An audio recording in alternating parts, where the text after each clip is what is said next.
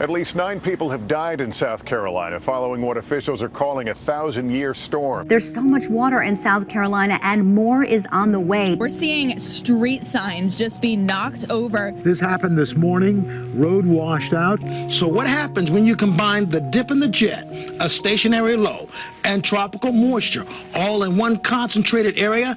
Well, what you have is record-setting flooding. Dunbar is a family community. Everyone's related to everyone unless you married and came there. The rains actually began on September 28th, so you just sort of watch the rain and you're thinking, well, it's not going to be a big deal. This particular morning, which was October the 4th, when I came down, I saw the water coming through the doors. And then you start watching the water rise, and then you figure, well, okay, it might be a little more than you thought. We figured we got to get out of the house somehow. Now we got to get out and see what's going on. So we went to the front door and saw all the water in the yard, which is above my waist. When the fall ditch around my property was breached by the water coming from Black River, then it was like, okay, this is really a flood. It was really scary. No, it was not exciting at all. We were shocked, we were surprised. As long as we lived in this house, we've had water come up in the yard, but nothing like that. And then we came back, that's when all the devastation hit, because everything was destroyed in the house. We lost everything, all the vehicles and all.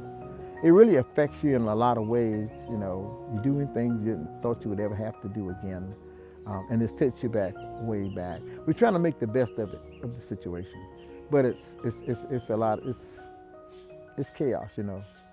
And then all hands came by, and they started helping us tear the house out. Then to come back after all of this and start helping us put this house back together, it gives us a lot of hope.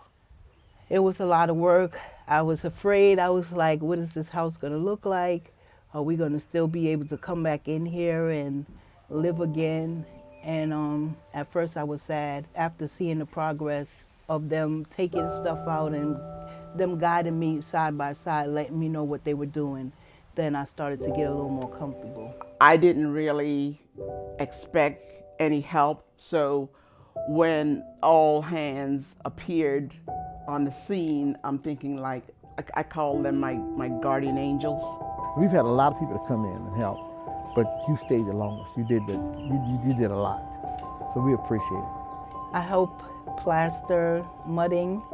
I went underneath the house to help prime the joists, so I'm glad I was able to help out and participate with you guys. And everyone that I have met, they're really dedicated to what they do. They come and they work hard, and it's not a clean job that they're doing, but it doesn't matter because they've made the commitment that, okay, this is what we're gonna do to make this person's life better going forward.